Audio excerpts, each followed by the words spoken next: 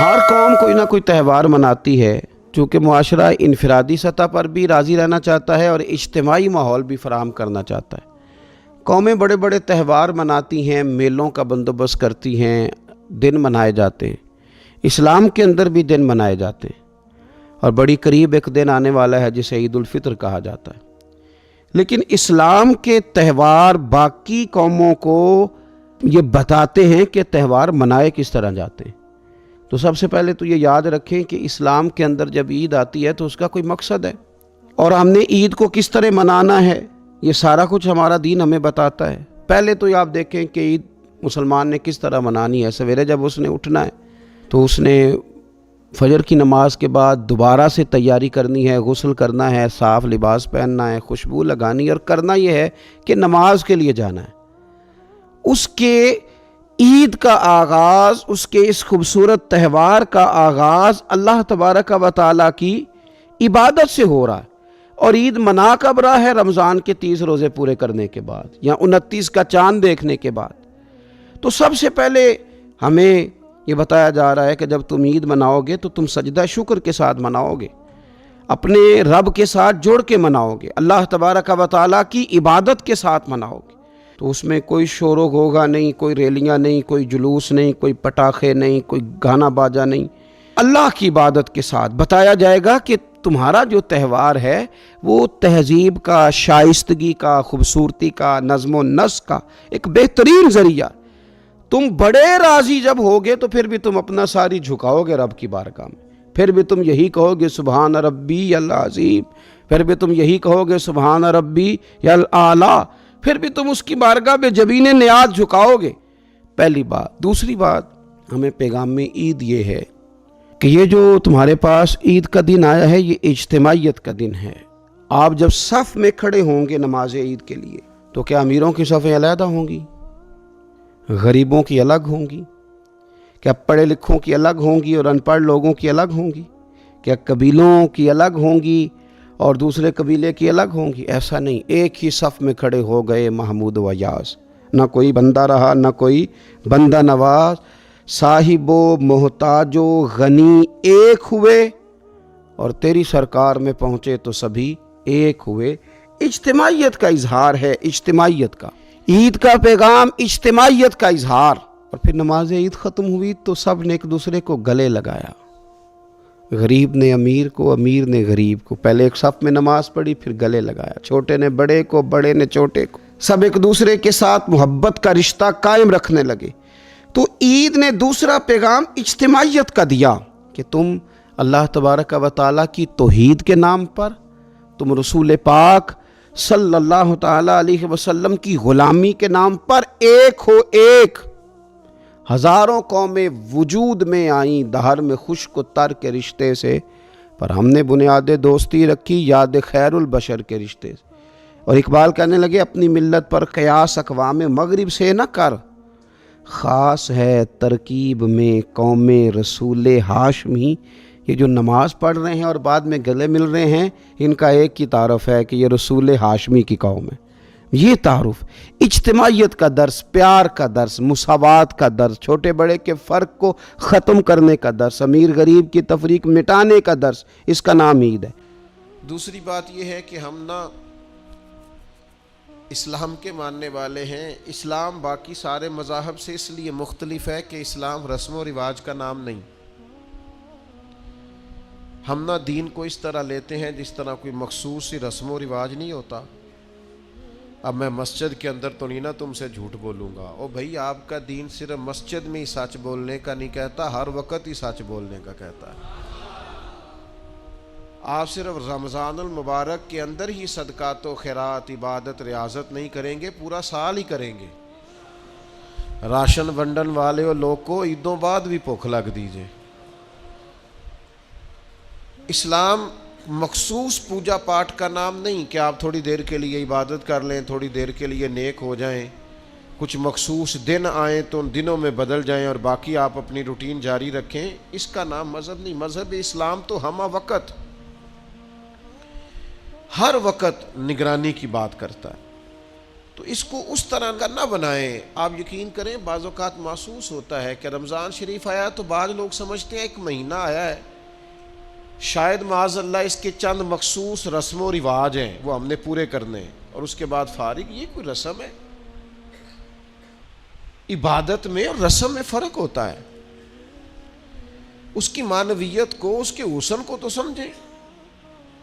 اعتکاف بیٹھ گئے نوجوان کافی سارے مل کے کسی بھی محلے کی مسجد میں، تو اسی طرح سے گپیں چلتی ہیں، اسی طرح سے موبائل چلتا ہے، اسی طرح سے پیزے کا آرڈر ہوتا ہے، اسی طرح سے رات کو بوتلیں منگائی جاتی ہیں اسی طرح. تو یہ آپ نے کیا ضرورت تھی اعتکاف بیٹھنے کی؟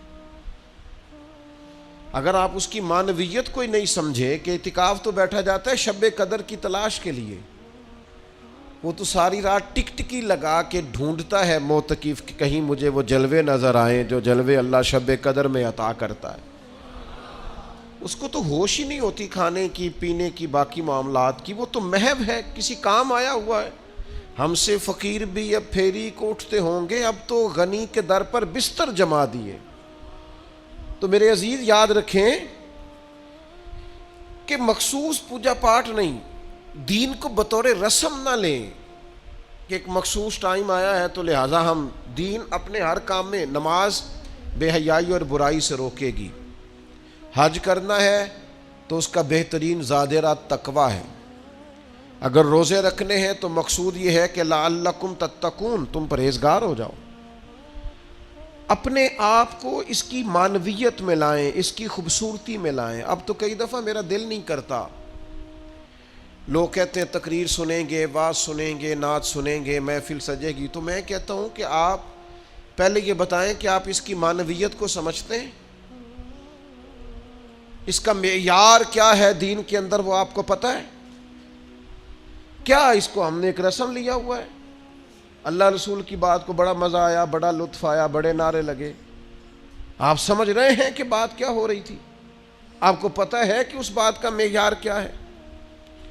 کتاب و سنت، قرآن و حدیث کے پیغام کی جو ہے وہ مسلمان کی نظر میں قدر کیا ہونی چاہیے، وہ علم ہے.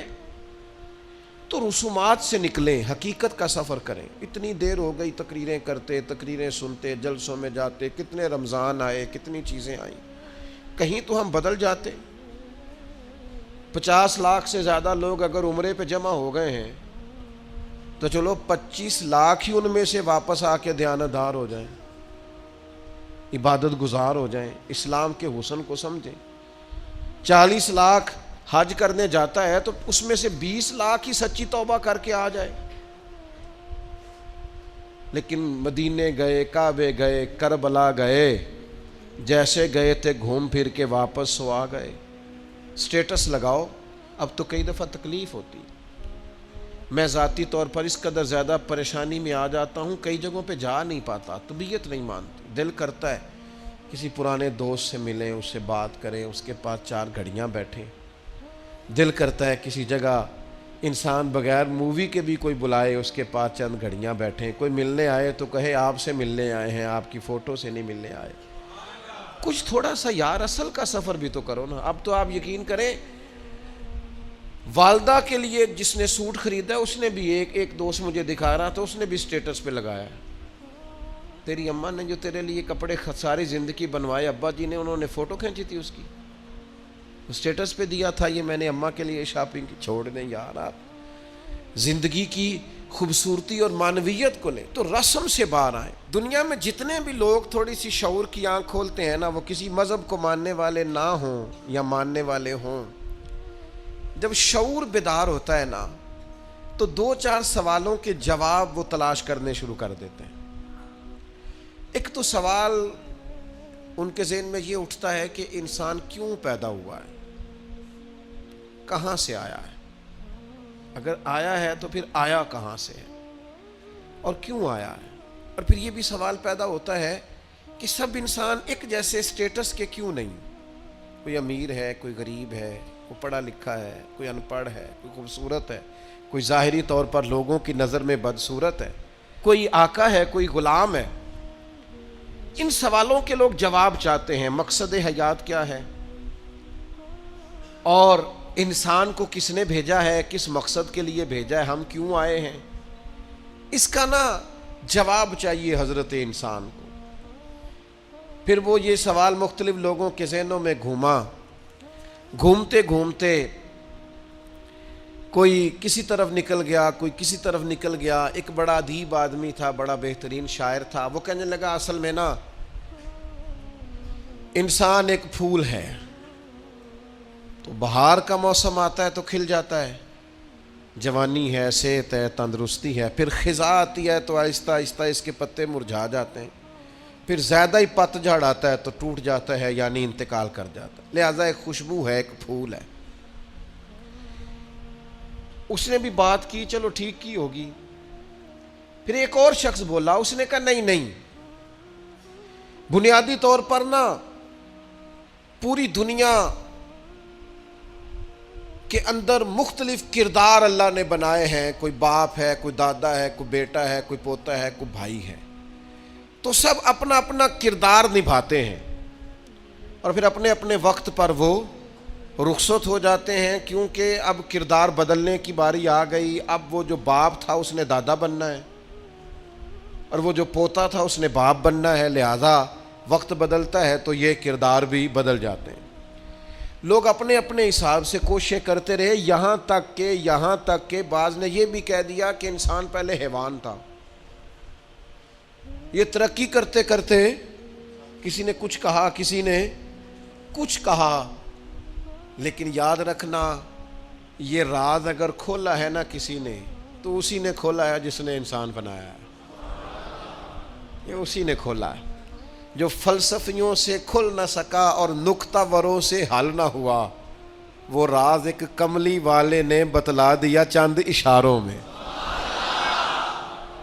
نبی کریم صلی اللہ تعالی علیہ وسلم نے وحی کے ذریعے فرمایا, وحی کے ذریعے فرمایا. ادھر ادھر سے کیوں پوچھتے ہو, مجھ سے پوچھو نا. میں تمہیں اللہ کا قرآن پڑھ پڑھ کے بتاتا ہوں کہ تمہیں بنایا کس نے. میں تمہیں بتاتا ہوں تمہیں بنانے والا کون ہے. وہ کون ہے جس نے تجھے بنایا ہے. هو الذی یصورکم فی الارحام. تو ماں کے پیٹ میں تھا, ایک نطفہ تھا, ایک کریم مالک نے چاہا, پھر اس نے ماں کے پیٹ میں تیری صورت بنائی, یہ تیرے نقش و نگار بنائے. اس نے تیرے چہرے کو تخلیق کیا, پھر تیرے چہرے پر اس نے آنکھیں رکھیں, پھر ناک رکھا, پھر ہونٹ رکھے, پھر تجھے بنا کے نا تو خود ہی فرماتا ہے لَقَدْ خَلَقْنَا الْإِنسَانَ فِي أَحْسَنِ تَقْوِيمٍ. خود بنا کے نا خود فرماتا ہے کہ تحقیق میں نے انسان کو بڑی ہی خوبصورت ساخت پر پیدا فرمایا. ایک منٹ کے لیے ذرا سوچ کے دیکھنا کہ یہ ناک اگر یہاں ہوتا تو کتنا برا لگتا, یہ ہونٹ اگر تھوڑے سے بھی نیچے ہو جائیں تو کتنے. بعض لوگوں کے نا ذرا سے دانت تھوڑے سے کبھی اوپر ہو جائے نا کسی بیماری کی وجہ سے بھی, تو لوگوں کو اچھے لگتے. اللہ نے جو چیز بنائی ہے اسے بار بار توڑ کے سجا کے نئے سرے سے کر کے دیکھ لو, سونی اسی طرح ہی لگتی ہے جس طرح میرے رب نے بنا دی ہے, اسی طرح ہی خوبصورت لگتی ہے. اور وہ کہتا ہے یہ جو تیرا چہرہ ہے نا, فی ای صورت ما شاء رکبک, یہ جو تیرا چہرہ ہے نا, کسی کا گورا ہے تو کسی کا زیادہ گورا ہے, کسی کا گورا ہے تو کسی کا سانولا ہے, کسی کا رنگ گندمی ہے. یہ بندے کی مرضی پہ نہیں, یہ اللہ کہتا جیسے میں نے چاہا ہے نا. اگر آپ یہ آیت سمجھ جائیں نا تو اپنے آپ سے پیار ہو جائے گا. پھر کالے سیاہ رنگ والا بندہ بھی کہے گا اوہو چہرہ میرا ہے پر چاہت اللہ تعالیٰ کی ہے. پھر تو اپنے آپ سے پیار ہو جائے گا, پھر تو اپنے آپ سے محبت ہو جائے گی. پھر تو انسان کہے گا کہ خدا جانے بلندی ہے کہ پستی, پر جہاں میں ہوں وہاں کوئی نہیں ہے. پھر پیار ہو جائے گا اپنے آپ سے. شرط یہ ہے کہ دیکھو تو صحیح, تو اس کو بنایا ہے اللہ نے, پیدا کیا ہے اللہ نے, بنایا. اس سوال کا جواب یہ ہے کہ تجھے اللہ نے بنایا ہے, خود سے نہیں تو بنا, تو کسی کی چاہت ہے, تجھے کسی نے بھیجا ہے. اچھا جی, تو اس نے پیدا کر دی یہ انسان، تو وہ ایک ان پڑھ رہ گیا ہے، وہ ایک شخص تو ایسا ہے جو بالکل انگوٹھا چھاپ ہے، وہ ایک شخص ایسا ہے جو زندگی میں نانے جویں تک کا محتاج رہا، کوئی خاص مال و دولت نہیں، کچھ بھی نہیں۔ کچھ بڑے مشہور تھے، بڑے معروف تھے، بڑی دنیا جانتی تھی، اور کچھ ایسے ہیں جن کو کوئی بھی نہیں جانتا۔ ساری زندگی انہوں نے گمنامی میں گزار دی۔ تو مالک یہ جو ان پڑھ رہ گئے، غریب رہ گئے، کمزور رہ گئے، گمنام رہ گئے، یہ جو پیچھے رہ گئے، یہ جو بظاہر سمجھتے تھے ہم کچھ بھی نہیں، ان کا مقصد حیات کیا ہے؟ اللہ کریم نے فرمایا افحسبتم انما خلقناکم عبثا وانکم الینا لا ترجعون۔ یہ آیت کے ذرا ترجمے کا انداز دیکھیے گا، یہ تیور دیکھیے قرآن مجید کی آیت کے، افحسبتم انما خلقناکم عبثا، یہ تیور دیکھنا۔ فرمایا کیا تم گمان کرتے ہو کہ ہم نے تمہیں بیکار پیدا کیا ہے؟ اوئے ہوئے، اللہ کرے آپ کو مزہ آئے، وہ لطف دیکھو، قرآن مجید کا انداز تکلم دیکھو ذرا۔ کیا تم گمان کرتے ہو ہم نے تمہیں بیکار بنایا ہے؟ وَأَنَّكُمْ إِلَيْنَا لَا تُرْجَعُونَ، اور کیا تم سمجھتے ہو تمہیں لوٹ کر ہماری طرف آنا نہیں؟ یہ خطاب جس سے بھی ہے، صوفیاء کہتے ہیں مچل جانے والی آیت ہے، مچل جانے والی آیت ہے۔ یہ جو وہ کہتا ہے نا تو نے پلٹ کے میری طرف آنا ہے، تو آئے گا میرے سامنے، مجھے ایک حدیث پڑھ لینے دو۔ نبی کریم علیہ السلام نے فرمایا قیامت کے دن اللہ تعالیٰ لوگوں سے فرمائے گا، سب سے پہلا سوال لوگوں سے، مختلف احادیث میں مختلف سوال ہیں جو سب سے پہلے ہوں، اس حدیث میں فرمایا اللہ قیامت کے دن سب سے پہلا سوال بندوں سے یہ پوچھے گا، مجھ سے ملنے کو جی چاہتا تھا؟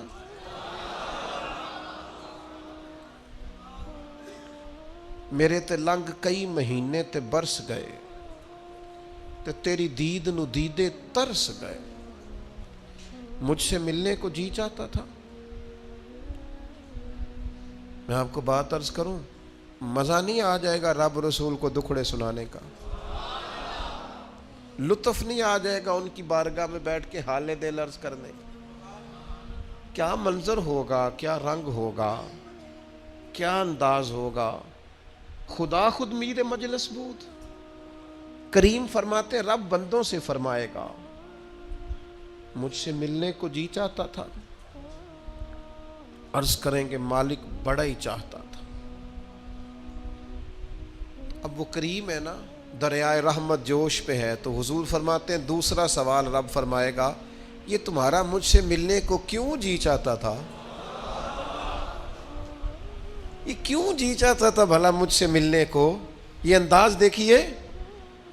تو حضور فرماتے ہیں بندے عرض کریں کہ مالک اس لیے جی چاہتا تھا کہ تو بڑا ہی کریم ہے، بڑا مہربان ہے، بڑا ستار ہے، تو بڑا غفار ہے، تو بڑا معاف کرنے والا ہے، تو بڑا عطا کرنے والا ہے، تو اپنے بندوں سے بڑا پیار کرنے والا ہے، تو ودود ہے، تو رؤوف ہے، تو رحمان ہے، جی چاہتا تھا تجھ سے ملے۔ تو رب فرماتا ہے اس لیے جی چاہتا تھا کہ میں مہربان بڑا ہوں؟ ہاں۔ تو کریم فرمائے گا جاؤ پھر فرشتوں گواہ ہو جاؤ، میں نے ان سب کے لیے جنت کا فیصلہ فرما دیا۔ اللہ فرماتے تم کیا سمجھتے ہو تمہیں بیکار پیدا کیا ہے؟ انسان کو اللہ نے بیکار نہیں بنایا۔ پہلی بات تو یہ سمجھ میں آ گئی کہ آیا کہاں سے ہے، بنایا کس نے ہے، بھیجا کس نے ہے، اور پھر بھیجنے والا کہتا ہے میں نے بیکار، ایک ذرہ بھی اللہ نے بیکار نہیں بنایا۔ ادھر دیکھو میری طرف دوستو، اس آدمی کو آپ سمجھتے ہیں نا بالکل مجذوب ہے، بالکل اس کی زبان سے رطوبت نکلتی ہے اور آنکھوں سے پانی نکلتا ہے اور ہاتھ پکڑ کر سڑک پار کرانا پڑتی ہے، اور جس کو تم سمجھتے ہو نا کہ اس کو تو گھر کا ایڈریس بھی نہیں آتا، اس کی پشت پر اس کا پتہ لکھا ہے، جسے تم خیال کرتے ہو نا یہ بالکل ضعیف ہے، کمزور ہے، اٹھ نہیں سکتا، چل نہیں سکتا، قرآن مجید کی آیت کہتی ہے کہ بندہ بیکار وہ بھی نہیں ہے، تو وہ تو بالکل کسی کام نہیں۔ وہ تو گھر والے بھی لوگ اس کا مذاق اڑاتے ہیں، کوئی اہمیت نہیں، کوئی پوچھتا نہیں. تو یہ کیا ہے؟ پڑھو نا مشکات شریف. اللہ کے پیارے حبیب علیہ السلام نے فرمایا یہ جو تمہیں رزق دیا جاتا ہے نا، اور یہ جو تم پر بارشیں برسائی جاتی ہیں، یہ تمہارے ضعیف لوگوں کی برکت سے دیا جاتا ہے. میں کسی شخص سے بیزار نہیں ہو سکتا، کیونکہ ایک ذرہ بھی تو بیکار نہیں ہو سکتا، ایک ذرہ بھی تو بیکار نہیں. مجھے ایک دوست کی بات نہیں بھولتی. ان کے بیٹے نے آ کے کہا مجھ سے، کہنے لگے ابا جی نو آکھو بڑا دے لیا رشتہ داراں نو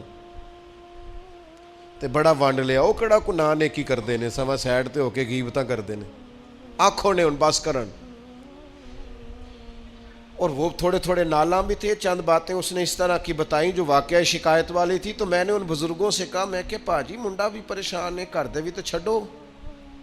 سادہ بندہ، ان پڑھ آدمی، محنت مزدوری، اتنی پتے کی بات کی. کہنے لگا حضرت صاحب پتہ نہیں اللہ کدے صدقے پہ دیندا ہے. تو مجھے یہ حدیث یاد آئی مشکات شریف کی. حضور فرمانے لگے اللہ تمہارے کمزوروں کی برکت سے تمہیں عطا کرتا ہے. کس کی وجہ سے اللہ تمہیں دیتا ہے؟ ضعیفوں کی وجہ سے. ایک تو کسی چیز کو بھی اللہ تعالیٰ نے بیکار پیدا، پھر کس لیے پیدا کیا؟ مقصد حیات کیا ہے، اس کو آپ نے سمجھنا ہے. فرمایا الذی خلق الموت والحیات لیبلوکم ایکم احسن عملا. ہم نے موت اور حیات اس لیے پیدا کی ہے تاکہ پتہ چلے تم میں بہترین عمل کون کرتا ہے، بہترین عمل کون بندہ کرتا ہے. اس مقصد کے لیے موت اور حیات کو پیدا کیا. ہم تو کام کرنے آئے بھائی، دنیا میں کام کرنے آئے. یہ جو لوگ ویلے بیٹھے ہیں نا، صبح سے شام تک موبائلیں چلا رہے ہیں، آرام کر رہے ہیں، کھانے کھا رہے ہیں، آ رہے ہیں، جا رہے ہیں، یہ لوگ اس مقصد حیات سے غافل ہیں جس مقصد کے لیے بھیجے گئے. قرآن مجید کہتا ہے تمہیں اچھے اعمال کے لیے دنیا میں بھیجا ہے، اس مقصد کو تم سمجھو. کوئی خیر کا کام زندگی میں کرو، کوئی خیر کا کام. یہ جو مسجد کا خادم ہوتا ہے نا، اس کے پاس مسجد کی چابیاں ہوتی ہیں، اور مسجد کے خدام اکثر پڑھے لکھے نہیں ہوتے، کم پڑھے لکھے ہوتے ہیں، لہذا یہ ڈیوٹی کرتے ہیں. مسجد میں صفائی کرتے ہیں، جھاڑو دیتے ہیں، ڈیوٹیاں کرتے ہیں. لیکن میں آپ سے عرض کروں، بن سنور کے امام صاحب آئے، جناب پگڑی باندھی ہے، جبہ پہنا ہے، آ کے وہ سج گئے، سنور گئے، آ کے یوں بیٹھ گئے وہ. لیکن ان امام صاحب کو، ان کی بھی بڑی شان ہے. جو نمازی مسجد میں سجدہ کریں گے ان کی بھی بڑی شان ہے. لیکن اس بندے کا مرتبہ آپ سمجھتے ہیں جو سب سے پہلے آیا ہے، جس نے آ کے جھاڑو دیا ہے. کہہ لوں میں ایک جملہ، کہہ لوں میں ایک جملہ، ایک بات کہہ لوں وہ والی کہ نبی کریم علیہ الصلوۃ والسلام نے کنجیاں ساری سیدنا بلال کو دے دی تھی، ڈیوٹی حضرت بلال حبشی کو دے دی. میں کہہ لوں یہ اسی رستے پہ ہیں جس رستے پہ سیدنا بلال حبشی تھے. پھر مجھے کہہ لینے دو یہ لفظ، مفتی بن کر، پیر بن کر، مولوی بن کر، مقرر بن کر، صدر بن کر، فلاں بن کے بیٹھے رہو، تمہیں مبارک ہو، تمہاری بڑی شان ہے. پر یہ عظمت صرف سیدنا بلال کی ہے کہ نبی کریم نے فرمایا بلال میں نے معراج کی رات جنت میں بھی تیرے چلنے کی آواز سنی. یہ شان صرف. پھر مجھے کہہ لینے دو کمر اچھا ہے فلک پہ نہ ہلال اچھا ہے، تیری نظر گر بینا ہو تو دونوں سے بلال اچھا ہے. آپ سمجھیں اس بات کو. کوئی مقصد تو ہے نا میرے بھائی. صحیح بخاری میں موجود ہے حضرت بلال مقصد بنا لیا تھا حضور کے دروازے کی نوکری کرنا. میں آپ سے عرض کروں اگر کوئی مقصد نہیں نہ بناؤ گے تو زندگی بے چین بے قرار گزرے گی. با مقصد لوگوں کی زندگی صحیح گزرتی ہے، با مقصد. کوئی ایک نوجوانوں سے بالخصوص کہوں گا یہ کوئی مقصد نہیں ہے، لوگ راضی کرنا، سٹیٹس لگانا، ویوز چیک کرنا، لائکس، کوئی مقصد نہیں. یہ بالکل بیکار کام ہے. آپ باصلاحیت ہیں. کچھ نوجوانوں کو میں دیکھتا ہوں، مجھے ایسے لگتا ہے یہ نوجوان ایسے ملک اور ملت کو چلا سکتا ہے کہ کوئی مقصد نہیں ملا، کوئی کام نہیں ہے کرنے کو، کوئی ڈیوٹی نہیں اپنے ذمے لی، آنا ہے جانا ہے بیٹھنا ہے خوش گپیاں ہیں تبصرے ہیں، یہ کوئی کام نہیں۔ آپ کا کوئی مقصد حیات ہو، آپ کوئی ڈیوٹی کریں، کوئی کام کریں، کوئی خدمت ہو جو آپ کریں، آپ محسوس کریں گے کہ کچھ برکت ہو گئی ہے۔ لیکن اگر محمل وقت گزارو گے بیکار ہو جاؤ گے، زنگ لگ جاتا ہے صلاحیتوں کو۔ میں خود کئی دفعہ اپنے آپ پہ غصہ کرتا ہوں کہ یار یہ 20 منٹ ایسے ہی وقت ضائع ہو گیا۔ اور پھر ایک اور بات بھی، اس میں عمر کا بھی کوئی لینا دینا نہیں۔ امام رازی نے لکھا ہے ایک صحابی کے بارے میں حضور نے فرمایا کہ تیرا تھوڑا وقت رہ گیا دنیا سے جانے کا۔ ظاہر ہے بوڑھے آدمی تھے، یا رسول اللہ پھر مجھے بتائیں کیا کروں؟ تو فرمایا ادھر سے صحیفے اٹھا کے لا، تجھے قرآن پڑھانا شروع کروں، پڑھتا پڑھاتا دنیا سے چلا جا۔ انہوں نے نہیں کہا یہ عمر نہیں، آپ کے پاس مہینہ ہے، سال ہے، 20 سال ہے، جتنا بھی ٹائم ہے، آج سے کوئی کام شروع کر دیں، کوئی ڈیوٹی کریں۔ آپ یقین کریں کوئی کام اگر ہم اپنے ذمے لے لیں گے تو ہمارے لیے جینا آسان ہو جائے گا، ہمارے لیے جینا آسان ہو جائے گا۔ ڈیوٹی لے لیں کوئی، اس کو کریں۔ اب ہوگا کیا؟ جب آپ اس مقصد کے لیے نکلیں گے نا تو پھر مشکلات بھی آئیں گی، پھر حالات ہمیشہ ایک جیسے نہیں رہتے، تو اللہ آزمائے گا بھی اس رستے میں۔ وَلَنَبْلُوَنَّكُمْ بِشَيْءٍ مِّنَ الْخَوْفِ وَالْجُوعِ وَنَقْصٍ مِّنَ الْأَمْوَالِ وَالْأَنفُسِ وَالثَّمَرَاتِ وَبَشِّرِ الصَّابِرِينَ۔ پھر انسان کو آزمایا بھی جائے گا، اب مشکلات بھی آئیں گی۔ تو یہ مشکلات زندگی کا حسن ہے۔ آپ جب کسی مقصد کے تحت میدان میں نکلیں گے پھر آپ کو باتیں بھی سننی پڑیں گی۔ آپ بالکل صحیح جا رہے ہیں، لوگ تانے بھی دیں گے، لوگ کہیں گے بھی، تو بھائی اس کا مزہ آئے گا۔ اب ذہن بنا لیں کہ بھائی مشکلات آئیں گی، اتار چڑھاؤ آئے گا، تو یہ تقاضا ہوگا جب آپ پہلے سے ذہنی طور پہ تیار ہوں گے پھر کوئی بھی مشکل بندے کو پریشان نہیں کرے گی۔ پھر اس کے بعد یہ ہوتا ہے کہ حالات کا اتار چڑھاؤ بھی آتا ہے۔ جس طرح اللہ تبارک و تعالی انسان کو برے حالات سے آزماتا ہے نا، اسی طرح اللہ تبارک و تعالی انسان کو اچھے حالات سے بھی آزماتا ہے۔ وَنَبْلُوكُمْ بِالشَّرِّ وَالْخَيْرِ فِتْنَةً، اللہ فرماتے ہیں ہم تمہیں اچھے اور برے حالات سے آزماتے ہیں۔ یہ جو بہت اچھے حالات ہوتے ہیں یہ بھی آزمائش ہوتے ہیں۔ جب بہت زیادہ دولت ہوتی ہے تو پھر بھی آزمائش ہوتی ہے، بہت زیادہ شہرت ہوتی ہے تو پھر بھی آزمائش ہوتی ہے، بہت زیادہ چاہنے والے ہوتے ہیں تو پھر بھی آزمائش ہوتی ہے۔ اچھے حالات سے بھی یہ بندہ آزمایا جاتا ہے اور برے حالات سے بھی۔ بلکہ میں آپ سے عرض کروں غریبوں پر آزمائش کم ہوتی ہے، امیروں پر، مالداروں پر، مشہور لوگوں پر آزمائش۔ وَاعْلَمُوا أَنَّمَا أَمْوَالُكُمْ وَأَوْلَادُكُمْ فتنہ، مال اور اولاد آزمائش ہے، فتنہ ہے، زیادہ آزمایا جاتا ہے بندہ۔ اللہ تعالیٰ انسان کو آزماتا ہے۔ اب کرنا کیا ہے؟ اب کرنا یہ ہے کہ آزمائش کے لیے ذہنی طور پر تیار رہنا ہے۔ یہ جو دنیا ہے یہ مومن کے لیے قید خانہ ہے۔ جو لوگ آپ کو بڑے سکھی بھی نظر آتے ہیں، نہ ہو بڑا پروٹوکول ہے، بڑے آ رہے ہیں بڑے جا رہے ہیں، ان کے بھی کبھی قریب ہو کے دیکھیں گے تو دکھ مل جائیں گے آپ۔ بلکہ میری ایک بات یاد رکھیے گا، جتنا بندہ بڑا ہوتا ہے اس کے دکھ بھی اتنے بڑے ہوتے ہیں۔ ایک ٹائم ایسا آتا ہے جب آپ کو صرف سننی ہے، آپ کسی کو سنا سکتے، سارے تو آپ سے مشورہ لے رہے ہیں تو آپ کس سے لیں؟ سارے آپ کو دکھ سنا رہے ہیں تو اب آپ نے کس کو سنانے ہیں؟ سارے تو اپنی باتیں آپ سے کر رہے ہیں تو آپ نے اپنی بات، تو جتنا بندہ بڑا ہوتا جاتا ہے اس کے دکھ بھی اتنے بڑے ہوتے جاتے ہیں۔ اس لیے حالات کا اتار چڑھاؤ تو انسان کے ساتھ رہے گا۔ اور پھر اسی طرح کا معاملہ مراتب کے اختلاف کا ہے، مراتب کا اختلاف بھی رہے گا۔ کوئی امیر رہے گا، کوئی، مجھے بتائیے مزدوروں کی ضرورت ہے کہ نہیں دنیا میں؟ تو اگر سارے ٹھیکیدار ہو جائیں گے تو مزدوری کون کرے گا؟ لیڈر اگر سارے بن جائیں گے تو کارکن کون بنے گا؟ سارے امام بن جائیں گے تو مقتدی کون بنے گا؟ سارے استاد لگ گئے تو شاگرد۔ تو اللہ تعالیٰ نے یہ نظام بنایا بھائی لیکن بس ایک بات ذہن میں رہے کہ کوئی بھی مالدار کسی غریب کو حقیر نہ سمجھے. اب مراتب کا اتار چڑھاؤ ہے، اس میں بھی پریشان نہیں ہونا چاہیے، یہ اللہ تعالیٰ نے بنایا ہے. اور اگر قرآن مجید کی جو آیت جو لفظ میں پڑھنے لگا ہوں، اگر یہ آپ سمجھ جائیں نا اور اس پر ایمان رکھے پورے طور پر، تو پھر تو غریب آدمی کبھی پریشان ہو ہی نہ، پھر تو کہے جہاں میں ہوں بالکل ہوں.